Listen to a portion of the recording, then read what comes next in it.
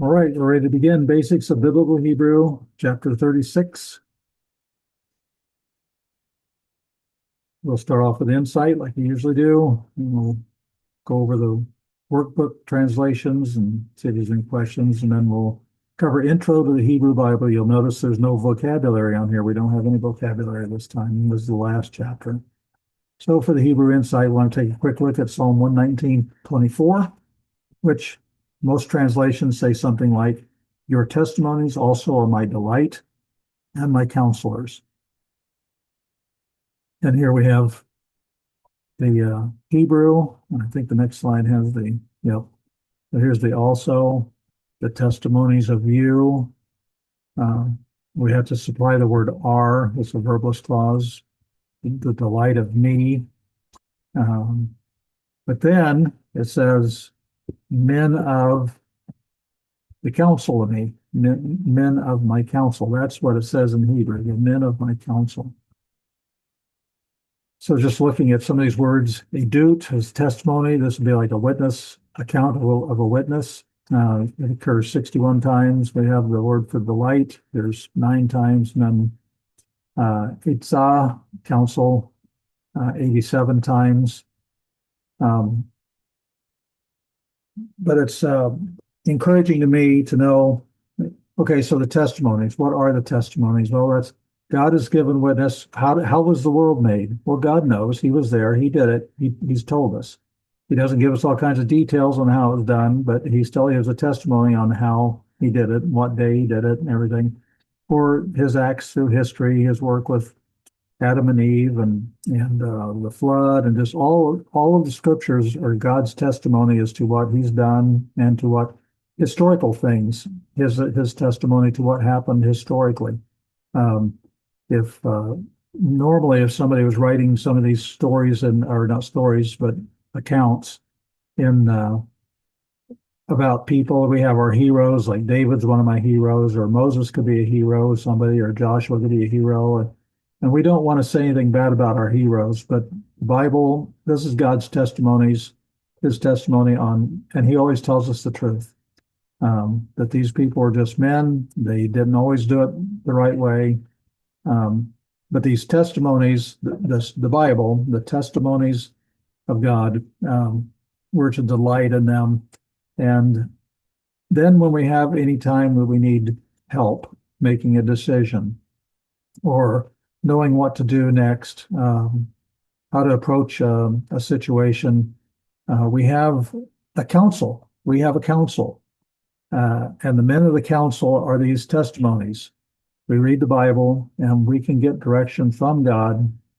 And these men of counsel are very wise. We can trust them. And I just like the way, I kind of wish that the translations would go. I mean, I understand it. This testimony is also my delight and my counselors. But the men of my counsel, I like that. So anyway, that's why we read Hebrew. So let's go to the workbook. And unless there's some questions, we'll go ahead and pick up with translating. We have both the normal Bible translation set, and we also have the Hebrew reading 6, Hebrew reading 6. So starting on page 182. So we'll do 182, 183, and 184. So starting with the number 1, which is from 1 Samuel 12:2, and just going through woodenly, as I always do. And now, behold, the king walking back and forth to the face of you all, or before you all, and I am old. Next line, and I am gray-headed, and my sons, behold them with you all. And I walked back and forth to the face of you all, before you all, from my youth until, or as far as the day of this one, which means today. All right, so you can probably tell which one is the Hipel because I said walking back and forth. Both of them have to do with walking back and forth. So it's the 4th word in, first line, We see the meat. Okay, well, that tells us we see the mem there. It's a participle. And we see the tav of the heat, the ale. It's got the shva. We see the R1 letter, the hey there. It's halak is the root. So halak, we got the shva, the patak, and then in the R2 we have the dagesh. Straightforward. Um, heat pale, heat pale. And then next to the last word of the second line, we have again heat, halak, T. So it's a perfect, the T ending. So it's I. Well, I walked back and forth, but we have the heat. So the heat pa'el, the tav has the shva, the R1 hey has the patak, and the R2 lamed has the dagesh. So those are pretty straightforward. Number 2 from Genesis 27:42. And he was told, I say he was told, because it's masculine. We'd probably say in English, it was told, but I'm just doing this woodenly. And he was told to Rebekah the words of Esau, her son, or the son of her, the great one, which means the older son. Now keep in mind that they were twins, and so we're looking, when we say the older and the younger, we're only talking about possibly minutes, a difference between them. But anyway, her son, the great one, or meaning the older one.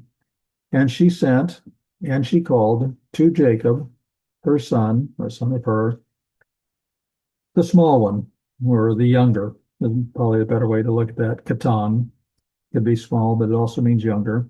And she said to him, behold, Esau, brother of you, your brother, comforting himself for you or to you to kill you.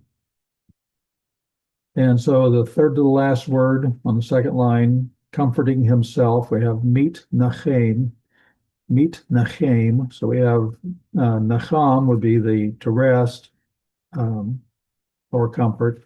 We have the mem prefix. We know it's going to be a participle. We see the tav there from heat. The mem prefix replaced the hey. But the tav's still there. It still has the shva. The noon has a patak, but the second letter is a chet. It's a guttural.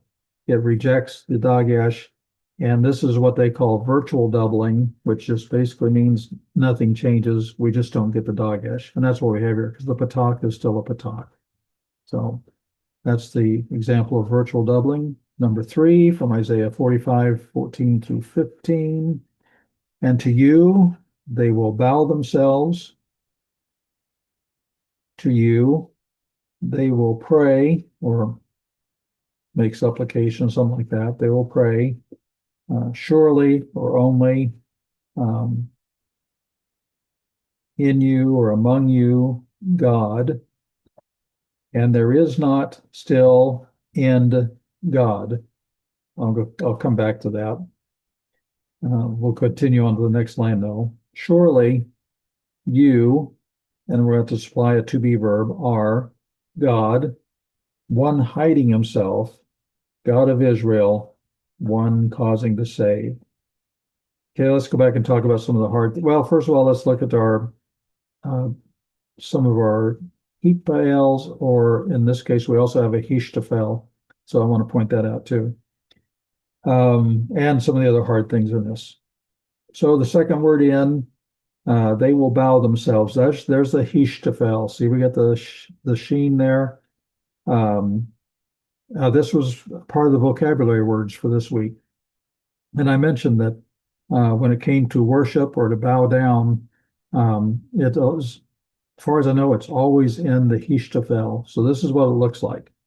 And I was going to say what the word was, and I just drew a blank last week as I was thinking about it. So we have a yod preformative, we have a shurik subformative at the end, so it's third masculine plural, and we also have a chet for the R2. We don't have a dagesh in there, but this is the way bowing themselves or worshiping. This is the way it typically looks. This was talked about in the special information at the end of the chapter, but we didn't spend a whole lot of time on it. Okay, so then two words after that, we have yeet palel, or yeet palelu. So lalu, yeet palalu. We have a yod preformative, we have a shurik subformative, it's third person masculine plural. We have the shva under the tav, we have the patak under the pei, we have the dagesh under the in the lamed there in the R2. So that's a common heat heat pael. But this is the word that means prayer, and as we looked at last week, we generally just translate as active, and they will pray. We don't make it reciprocal. It doesn't function that way. And then right below that, we have mis tater, one hiding himself. And so we have the mem, it's a participle. We have the shva, the patak, and the dagesh, all there for the heat pael, hiding oneself, hiding himself. So that was one thing. Also, that last word, Moshiach, and he suggests Savior. But notice that O vowel, this is actually a participle in form, one causing to save. Notice the hirik yod, it's a he fill. So one causing to save. Well, one causing to save is a Savior. And he's just giving it as a noun. And a lot of translations will do that on different words. We talked about it, I think, before, like the priest is the Kohen. The form of the word is a participle, the one priesting, but most translations are just going to treat it as a noun. And some of them, some dictionaries will even just tell you it's a noun, and it's not. It's participle that functions as a noun. Let's see, and then there's this thing about, and there is not still in God. That's basically saying, and there is no other God. But it's not a wooden translation doesn't make that clear. And so I wanted to come back and touch on that one. Okay, number 4, Genesis 26:4, and I will cause to multiply the seed of you, your seed, as the stars of the heavens, and I will give to your seed all the lands, these ones, and they will bless themselves in your seed, all the nations of the earth. So the middle word, right after the word these in parentheses, they will bless themselves. We see the heat there. We have a shurik subformative. There's no preformative. How do we know there's no preformatives? Because the heat is still there. The hay of the heat is still there. So that means it's a perfect. And it's just a shurik subformative. So it's common plural, third person common plural. But we still see the shva under the tav. We still see the, this is a good example of compensatory lengthening. So the R2 is a resh. It's going to reject the dagesh, and so we don't have the dagesh in the resh, but we do see that the patak under the bait has become a kametz, and so that's compensatory lengthening. And the first word, you might see the he in the front. This is a he feel, and that's why I said I will cause to multiply. That's the he feel. All right. Next page, number 5, Genesis 37:35. And they arose, all sons of him, or his sons, and his daughters, to comfort him, but he refused to comfort himself. A lot of translations say to be comforted, and I said to comfort himself because you look at that, and it's obviously a heat pael. The to is the preposition lamed there. That's the part of the preposition lamed. To. And then we have heat. So we know this is a perfect. So we have heat, and we got the tav, we got the dagesh, we've got the patak under the R1. And again, we have that chet for the R2, rejects the dagesh. The other, the heat, the hay with the hirik, the tav with the shva, the patak under the R1, those are all still there. We know that that's still heat pail. It's obviously still a heat pail. Um, and so I said to comfort himself. Most translations said to be comforted, which should just be passive. And I'm not saying that's wrong. I just said comfort himself because I'm trying to woodenly describe what is built into the word there. Number 6 comes from Genesis 5:24, and he walked back and forth. We've seen this a few times already. And he walked back and forth, Enoch, with the God, and there was not him, because he took him, God.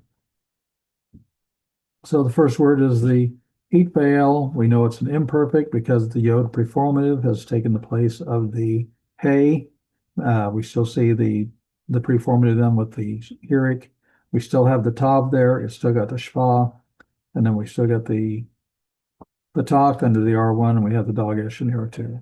So he walked back and forth. Number 7 from Ezekiel 38:23.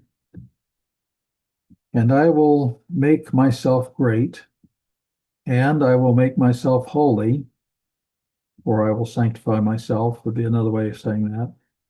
And I will be known to the eyes of nations, many ones, so many nations, and they will know that I, and we're going to have to supply it to be verb, it's a verbless clause, I am Yahweh. So going back to the front, the first 2 words, well, a couple of things here. We'll look at the third word as well. We see the heat there. We see the T subformative, so it's first person I. We see gadol, gadol root in there, so great. It has to do with being great, but it's a heat pail, so it's I will make myself great, since it's first person. So we see the heat, we see the shva under the tav, we see the patak under the gimel, and we have the dagesh and the dalet. Second word, we have heat again, and then we have kadesh, kodesh, which would be the root for holy. And again, we have the T subformative, so perfect. Another reason we know it's perfect is because we have heat instead of having a preformative over that hierik. So you can say sanctify myself, and I will sanctify myself. But sanctifying himself is I will make myself holy. That's the heat pail. The third word is a little bit interesting. We see that noon in there. This is a nephal. I will be known. We have the T subformative, first person singular. This is a nephal. It's passive. Not I will know. It's I will be known. It's passive. Number 8, 2 Kings 19:1. And he was, as to hear, the king, Hezekiah, Kiskiyahu, and he tore his clothes, and he covered himself with the sack, and he entered the house of Yahweh. Okay, the last word on the first line, and he covered himself. We see yit kas, well, and a Bob consecutive there. So we see the yod preformative because it's taken the place of the hey. So that's third person masculine singular. However, we still see the tav with the shva, the patak under the kaf.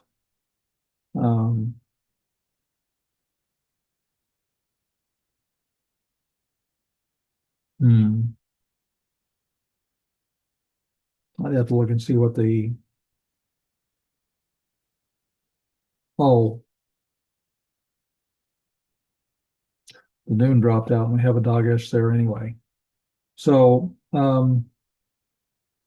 anyway, that's our heat pail word there, and you still see enough of it. You may not see all the diagnostics, but there's enough of them there for you to know that's what it is, a heat pail. So then number 9, Genesis 22:18, and they will bless themselves in or by your seed, all nations of the earth, because that you listened or you obeyed to the voice of me, or you listened on the voice of me, or you obeyed to the voice me, or in the voice me, something like that. Basically, on my voice, you listened. On my voice, you obeyed my voice. The first word, we see the heat there. We see the Tav's got the dagesh. The bait should have a patak. It doesn't. Why doesn't it? Because the resh rejected the dagesh, so we have comments below because of compensatory lengthening. So all the diagnostics are there with the expected change due to the guttural in the R2. And then number 10, 2 Chronicles 1:1, and he strengthened himself, Solomon, son of David, over his kingdom, and Yahweh, his God, and we're going to have to supply a to be verb. We'll say was with him, and he made great him to aboveward. All right, so the first word, vayit, chazek. We see the yit there. That's the yod is the preformative, third masculine singular preformative, so it's an imperfect. It took the place of the hey. The tav is still there from the heat. The tav is still there. It's still got the shva, and we have the patak under the R1. We have the dagesh in the R2, so that's pretty straightforward. Heat pale, and he strengthened himself. When I said he made great him, that's the last word of that line. That's a PL. We have the yod preformative, it's got a shva, we got the patak under the gimel, the R1, we've got a dalet in the R2, dalet there. So that's he made great, and then who at the end there, the who on that is the third masculine singular pronominal suffix. So he made great him. And then the last word that lama Allah, the comets hey at the end is unaccented, and that is the directional hey. And so I said to aboveward, so the lamed prepositions on the front, to, and then the mal is the above, and then the directional hey is a word to aboveward. So it just means, and he made him great. So this is highly great or something like that. It's above just being great. All right, and then Hebrew reading 6 on page 184. This is from Exodus 34, verses 33 through 35. And he finished Moses. Of course, that's good Hebrew word order. Have the verb and then the subject. And he finished Moses from to speak with them, and he gave, or we'd probably want to say put in this instance, upon, so you put upon his face, the face of him, a veil. And when to enter, there's an infinitive, and the bait preposition to be temporal, so when. And when to enter Moses to the face of, or before, to enter Moses before Yahweh, to speak with him, he removed the veil until to go out him. And he went out, and he spoke to the sons of Israel what he was commanded. And they saw, the sons of Israel, the face of Moses, that he shined, the skin of the face of Moses. And he caused to return Moses, again, the verb, then the subject, Moses caused return, the veil upon his face until to enter him, to speak with him, meaning speak with Yahweh. All right, any questions on all those translations, or on any of those translations?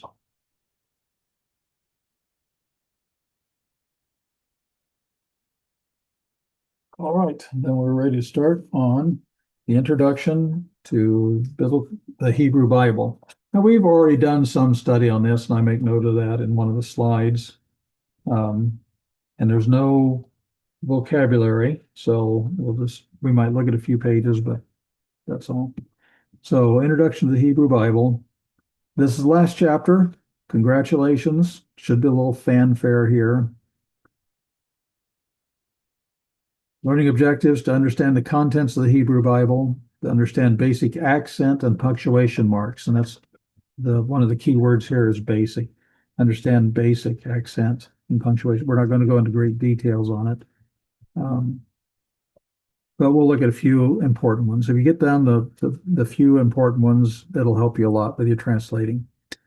We want to understand what's in the margins of the BHS. We're going to be talking about the BHS. This chapter talks about the BHS. That's why we're going to talk about the BHS. Well, I'll just go ahead and say it now. I would not recommend that you just run out and buy a BHS. You certainly can do that if you want to, but if you're going to put down money on a Bible, I think it'd be better on a Hebrew Bible.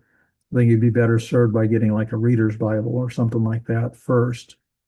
I do have a BHS, but I didn't get my BHS till sometime later, and they had it at CPO redeemed, and it was used, and we had some points from turning books in there, and so I actually got it for like $16. I felt like a bandit leaving there with a BHS for $16, but that's why I have it. And as we look at it, you'll see why. It's got things about textual apparatus and that sort of thing that there's just notes that they're helpful. But when it comes to just plain old, why are we learning Hebrew? It's so we can read the Hebrew text. Well, I think you'll be better served with a Reader's Bible than the BHS. And then if you're interested in the things that the BHS has to offer, you can certainly get that later. But just to start trying to say, I'm going to read through the Old Testament in Hebrew. If all you have is the BHS, it's going to be difficult. You'll be running to a lexicon a lot. I think you'll just find it much easier if you get like a Reader's Bible to start with. And then we're going to talk a little bit more. We're going to have some basic accent marks here, and then we'll talk about, and then we'll come back and do a little bit more on accent marks. Okay, so first, we want to understand the contents of the Hebrew Bible. So the BHS is what we're talking about. What's that? Why is it called BHS? It's Biblia Hebraica Subscriptensia. That's the name of the standard Masoretic text of the Hebrew Scriptures, the Old Testament. It's based upon the Leningrad Codex. That is now we're talking about the manuscript, the handwritten manuscript. And the Leningrad Codex is from the 11th century, right around the 1000 AD mark. And it's Masoretic. It's got vowel points. It's got accent marks. And it's the standard Hebrew text today. We just call it the Masoretic text. MT. Sometimes it's abbreviated MT, not empty, but MT, Masoretic text. There is another text that's somewhat standard. It's the Westminster Leningrad Codex, and that actually is what my Reader's Bible uses, the Westminster Leningrad Codex. There are slight differences in 42 places. They are very slight. None of them are really very critical. Doesn't really change much. And my Reader's Bible does list all the differences. They have but at the end of the Old Testament, they have a list that has what all is different between the Westminster Leningrad Codex and the Leningrad Codex. So my Bible lists those differences. Now, we're not going to cover again. When we did insights for chapters 8, 9, and 10, we talked about the books of the Old Testament, their Hebrew names, and how the Hebrew Bible is laid out, the order of the books, the fact that we have books that are split like Samuel and like Kings and Chronicles.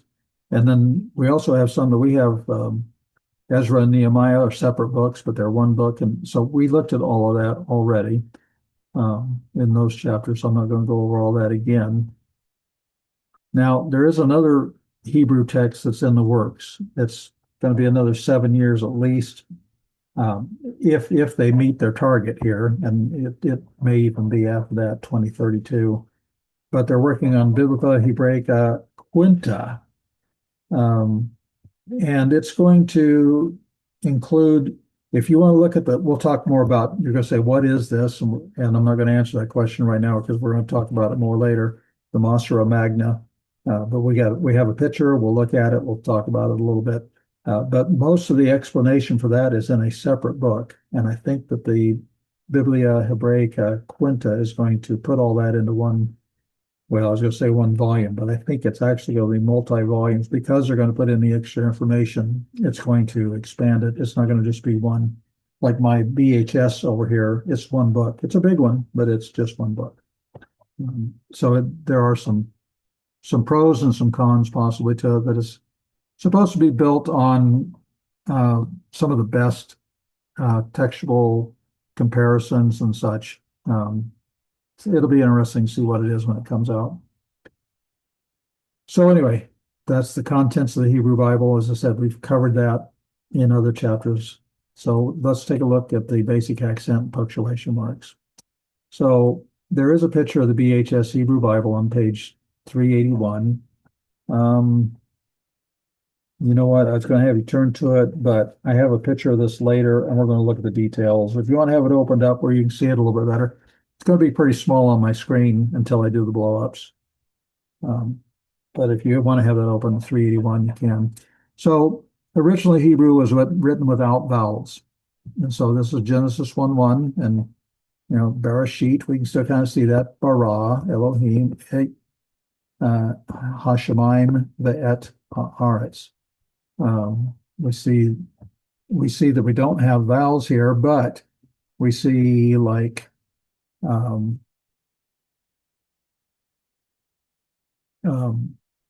we see here this yod, for instance, and we can pretty much figure there's a hirik there. We don't have a batak for the article here. We can guess it's going to either be a batak or it's going to be a comets, because the next one is an aleph, and we're going to expect that you could get compensatory thing over here. So you can kind of figure out some of the, so we have an aleph here. We guess that probably with this resh, since we have a guttural here, it's probably going to be an A vowel. It's that type of thing. We can put that together. Here it is with vowels. Now this looks more like what we have in our workbook when we do the translations. The workbook does not contain accent marks. And so this is the type of thing. And now we can read it easier, though. We can see Bereshit, Bara, Elohim, 8, Hashemayim, the 8, Haaretz. Much easier to read. But the BHS text and the Reader's Bibles, others, they're going to have the accent marks. What's an accent mark? Well, if you're looking at something like this, and well, actually, the hirik we can recognize, but this little curved line, we're not used to that. This little angle thing here, we're not used to that. This little caret thing here, we're not used to that. That's not. And we have more lines. When you're looking at the Hebrew text and you see something that's not a vowel, it is an accent mark. So we'll be talking about some of these as we go.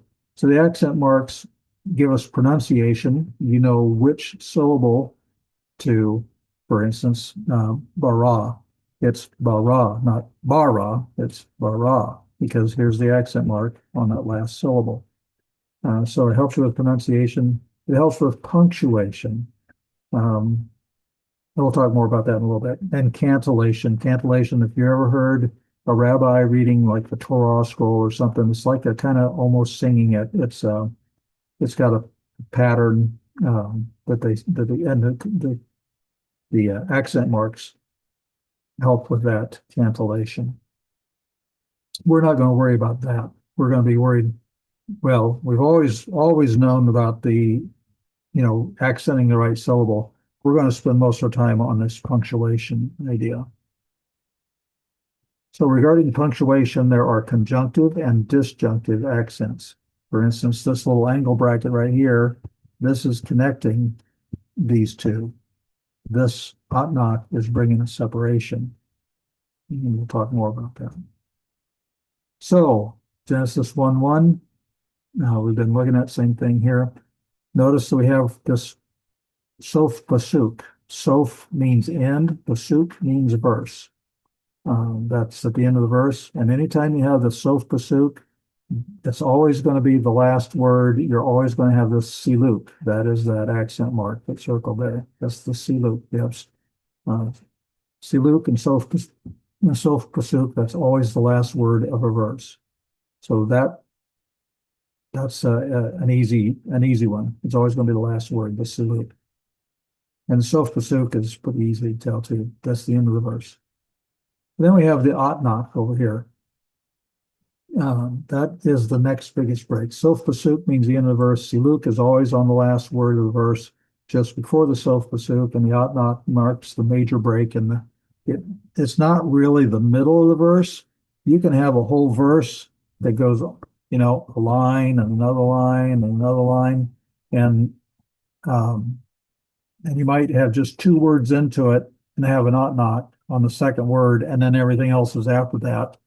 Or you may have a whole bunch of stuff, and then you come down here to the end. You have the sof pasuk, and you have the saluk, and maybe the outnocks right here. It's not really marking the middle, the physical middle of it. It's marking a break in thought.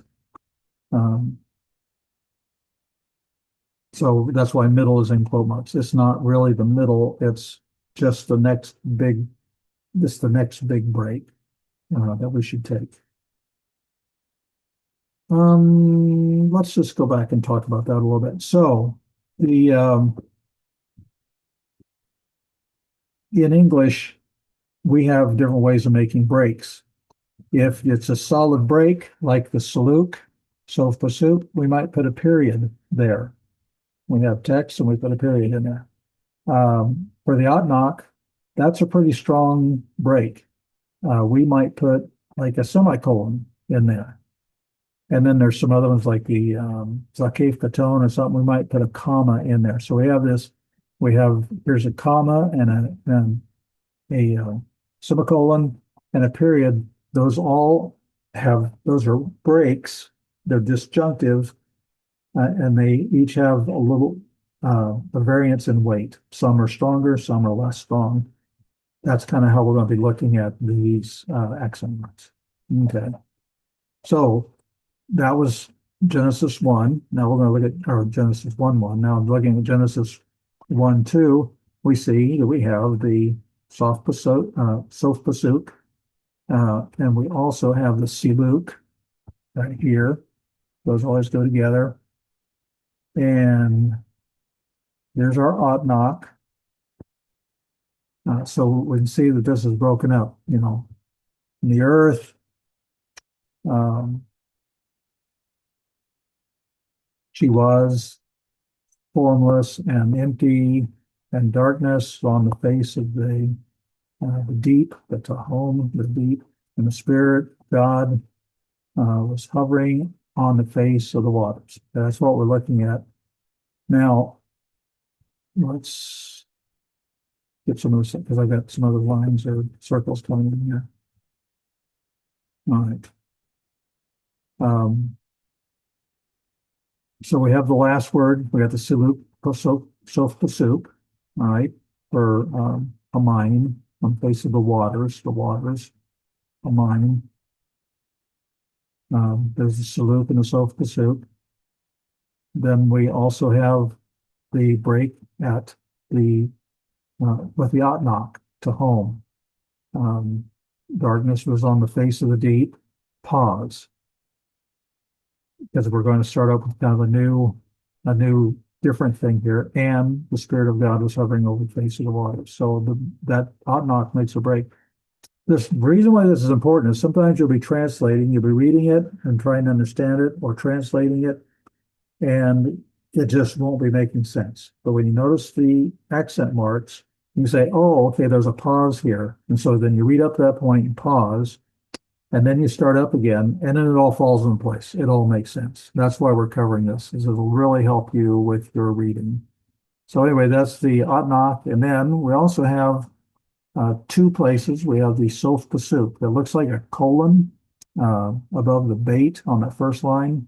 And then on the second line, I could have separated those and maybe put it right over the top, but I'm pointing out to the right there under or over Elohim, the hay there looks like a colon over it. That's the Zakef Katon. Zakef Katon is uh, less heavy than the Hatnach. And so we're reading it, and you might say, uh, and the earth, she was empty, formless and empty.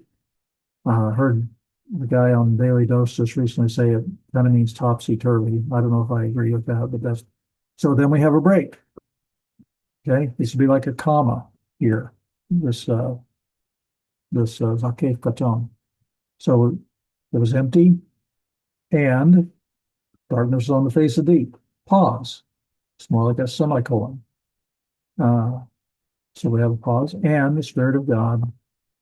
And then we have Zakef Katon again. So that's kind of setting that off. The Spirit of God. And then was hovering on the face of the earth. So the heaviest is Sof Pasuk Suluk. The next heaviest is the Atnak, and then Zakef Katon is commonly used as the next heaviest break. There's another one called Segulta, and basically it's like a segol, like what we have here under this pay, except it's turned upside down, and it'll be like a triangle of dots above a letter. That's a Segulta, and it's probably just a little bit heavier than the Zakef Katon. But they're close also. They function pretty much the same way. So that's some of the basic accent marks. And again, we'll talk about that more later. So now we want to look at the margins of the BHS. It's good to know what's in the BHS. You may see this and actually want to get one sooner than later, or you might say, well, I'll just be okay with late. So we're going to look at the parts of the page. Here's the page that's in the book, but it's small to get it all fit on the screen, so it's not very, very helpful. So we're going to blow it up. So here's the first part. First thing we want to notice, we have this Samik over here, and that marks the beginning of the first Seder. A Seder is an order. And for instance, if maybe you've celebrated a Passover Seder, that's the order of the Passover celebration. So anyway, this is a Samik, it's the Seder, and it divides the Hebrew Bible into 452 lessons. So this is the first one. That's what that shows up on the BHS. I don't think that shows up in my reader's. Pretty sure that's not in my reader's Bible. There's just some of those they don't put in.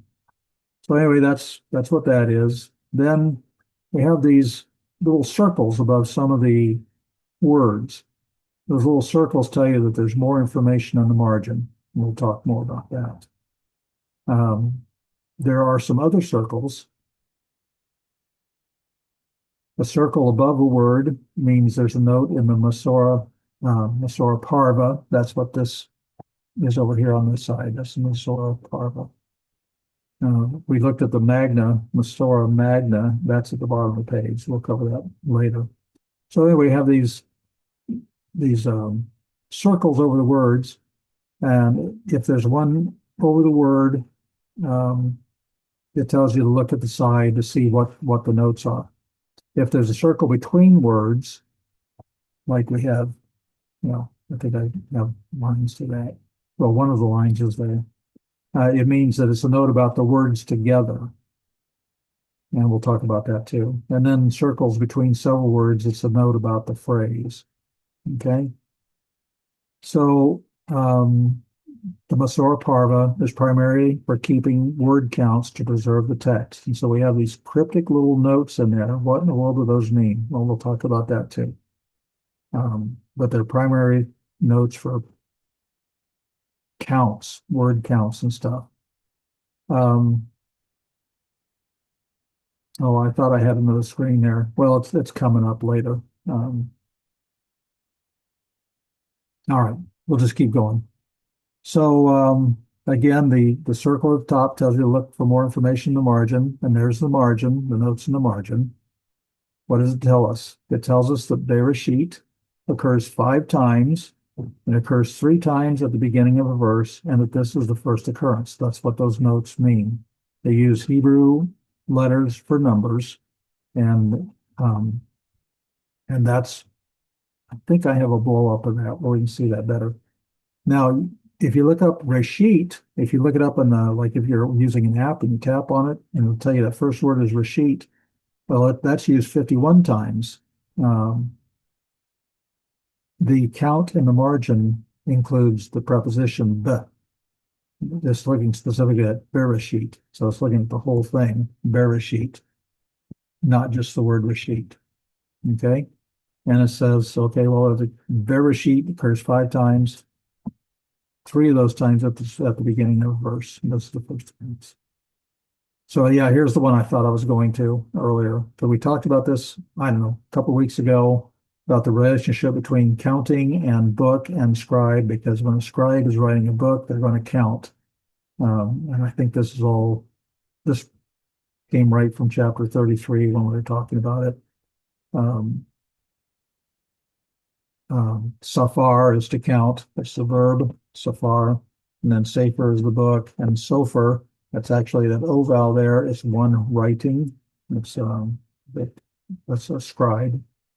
So counting and copying a copy of the scriptures are very much related. They had to count. One of the things that should really encourage us in this is that they went through great detail to make sure they had a perfect copy, because they knew how many letters in the middle letter is, and you should have the same number of letters on each side of that. And you'd count to make sure you had the right number of letters. And if you didn't have the right number of letters, you missed something somewhere and you had to go back and find what was wrong. Very, very exacting work to make a copy of the scriptures. Okay, so we're just going to look at an example here from Genesis 1:3. And we see this little circle at the top, a couple of them. So they're between words. Notice it's not over the word, it's between words. So let's back up again. Just notice the circle here is over the top of Bereshit. And the note has to do with Bereshit and the fact that it shows up this way 5 times. So that's over the word. Now we'll go back to where we were. Now we're looking at circles that are between words. And then we have this note in the parva on the side of Masora parva. Let's just look at the first one here. Vayomer Elohim. And he said, God. And then we have this Kaf and Hey with the little dots over the ko. O maybe would be a way to get those. If you look at those O vowels, I'll tell you why I'm saying that later. But what does that mean? It means that this shows up, Vayomer Elohim shows up 25 times. And he said, God. That's the Hebrew letters there are 20 and 5. So that's what that's telling us. And then we have this other one, and we have Yehi or, and he was light. And we have this Lamed there. And you say, well, what letter of the alphabet, what's the number without? That's not what that means. Notice the little dot above it. This means it only appears one time. And it was, or he was light, not in, but just, yeah, he was light. No, I'm sorry. He will be light. He will be light. That's the next one here. And he was light. Okay, so this is he will be light. Or this is probably going to be more like a adjective and say, let it be light. Let him be light. But anyway, the note for this circle between the words is pointing to this lamed here, and that means if you see the lamed and it looks like that O vowel there with it, if you think of lo, not, or no, it basically means no other. It means that the word, it doesn't actually mean one time, as far as it doesn't mean one time. It means lo, meaning it doesn't happen again. There is not another occurrence of it. This is the only time this word occur, these words happen in this order. And so you can see that they went through, when you look at the BHS and you see all the notes and you think of all the counting that had to take place and all the keeping track of the different kinds of words and where they're used, it was just, and they did this without computers. It is simply phenomenal. The work that they went through to ensure that scriptures were accurately copied. Okay, then looking at 19.2, we're skipping through because we want particular examples. This one's kind of an interesting one. We have Adonai, uh, Na Adonai, and he said, "Behold, please, Lord Adonai."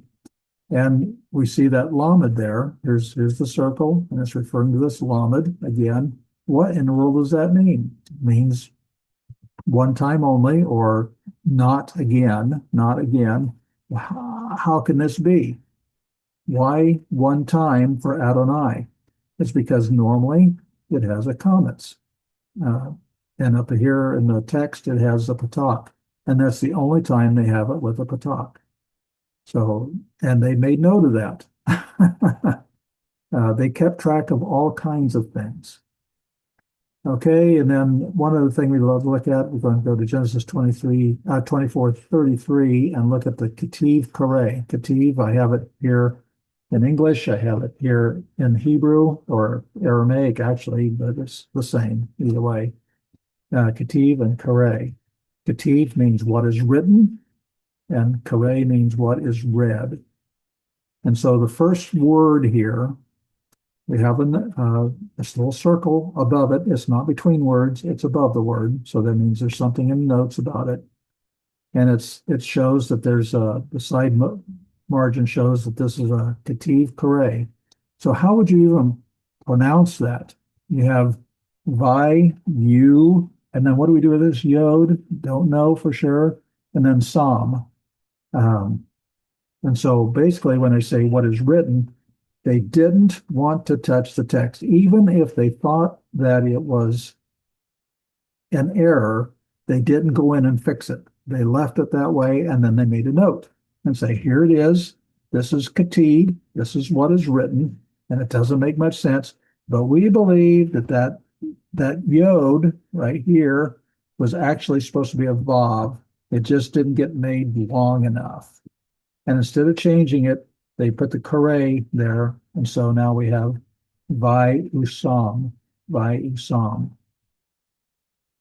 And so it changed it from being the first time a call passive imperfect 3 and S, and then the second with the Kareh, you read it as a hofal imperfect 3 and S.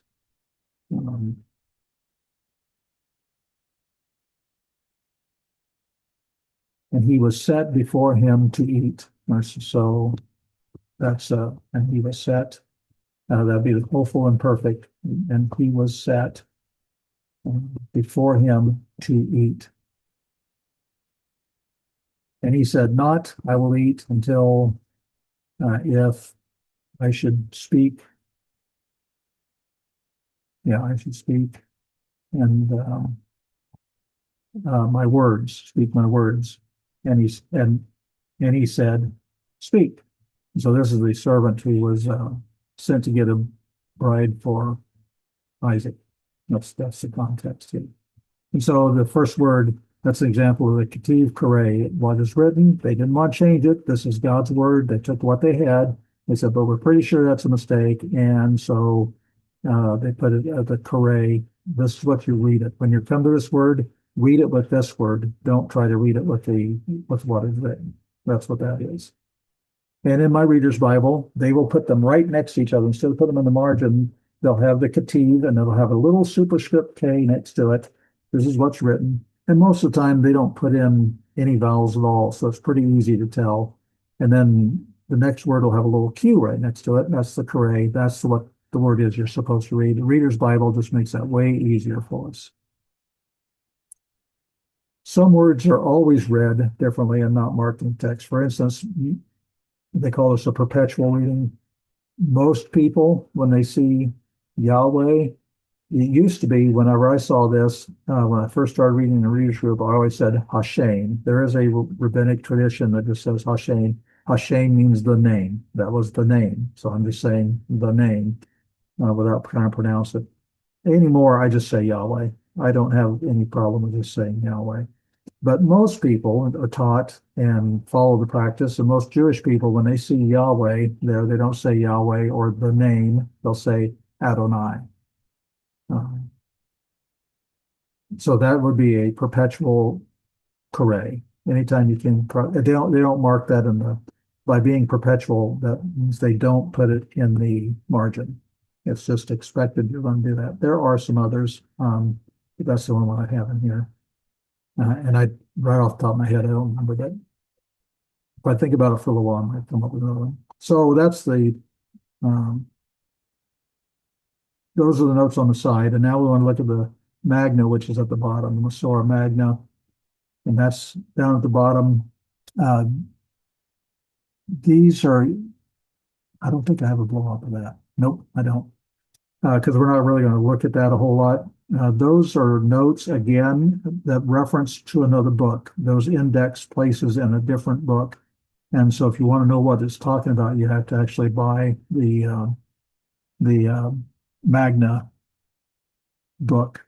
And I don't have that one. So, but they don't look as cryptic. It's not just like single letters or anything. So I don't have really a point of reference on that. I do have books that talk about it though. And then finally, the textual apparatus is at the bottom of the page. The Greek class just looked at this yesterday, not this, because this is BHS, but we looked at textual apparatus for the Greek New Testament. And it talks a little bit about, you can kind of make out origin here at the beginning. I got to the middle of it. But it talks about early quotes from people. It'll maybe refer to the Samaritan Pentateuch. It might refer to ancient copies or translations rather for like Syriac or Aramaic. There's lots of the Targumim. You might hear about the Targums. Those are the Aramaic translations of the Hebrew Bible. There are some that are pretty good literal translations, and there's some that are very not literal. And so, and they have a lot of additional information that's interesting. But anyway, you have a textual apparatus at the bottom that kind of tells you a little bit about some of the manuscripts behind the text here. Okay. So that's what we see in the BHS. So now I want to go back and talk more about the accents. This kind of gives you a picture of the accent marks. I've told you they have differing weights, and I talked about a comma and a semicolon or a period for stops. That's what we use in English. But here we see the emperor of all of the disjunctive accents. It's the sof pasuk. When you come to that, that's the end of the verse. Period. That's just boom, you're at the end. And siluk goes with that. These always go together. And then the next one, the next heaviest one is the Atnak. And these are referred to as kings. They reign over, so everything that goes up to the Atnak is under the jurisdiction of the Atnak. Everything between the Atnak and the end of the verse is going to be marked, it's going to be under the jurisdiction of the Siluk and so forth too. And then the rest of these show, okay, so that's the king, but then we also have the prince and the duke and the count. They are not as strong, not as powerful, but it kind of gives you a little bit of the hierarchy of how they show up in the text. But again, the thing you want to concentrate on the most is I really wouldn't worry about it too much once you get past the prince here. For your initial reading, if you're just familiar with the Siluk, and that's pretty obvious because with the sof pasuk, the Atnak, and the Zakef Katon, or the Zakef Gadol, or the Sigulta, that was the one I talked about earlier. That's enough to help you get through most of the difficulty of trying to read.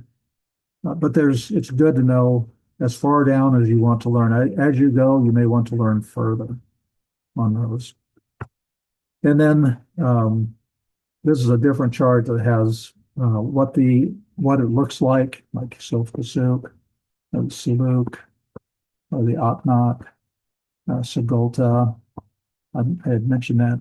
I know these are really small. I'll send out everybody who's in the class now. I will send out a PDF, this PDF, and you can look at those, and you can see that actually we don't have emperor here, but that was what that was called. And here we have the kings, and here we have the princes, And so you can see the weightiness of each of the disjunctives. Now, not all of the accents are disjunctive. Some are conjunctive. And so I think I pointed out one of them earlier. It was the um, America, this one here, uh, that actually joins words together. And sometimes that it's helpful to know that too. Again, the main thing right off is to learn um, the main disjunctives. And then if you get into a place where you're having difficulty with translating, then you might want to look and see, well, what kind of accent marks are some of these others? You go, oh, okay, this is a conjunctive. And so the conjunctive is going to take these words and join them together. So I'll send that out. Oh, wait, this is what I'm working on. I wanted to let me go back. These have transliteration. They use English letters and write them in such a way as to indicate what the Hebrew letters would be. And that's something I've started, but I haven't finished it, is to, when you're looking at, say, Sof, Pasuk, okay, it's easier to know how to pronounce that. Or like take America, the one I was looking at, America. It's easier, you know, whether it's America or America or, it's just easier if you have the Hebrew name there. That's something I'm working on though. Got a lot of it done, don't have all of it done. And then there's also a difference between, go back to the other one. The PDF I'll send out, it has for prose and also has for poetry. It changes a little bit for poetry. Some of them show up in both, but the use is a little bit different in the poetical books like Song of Solomon and Psalms, so forth. So we covered everything, and there's no vocabulary. So go ahead and work on exercise 36, and you will find it helpful if you just memorize these main disjunctive accents. It will really help you when you're trying to translate. And then that's all. Any questions?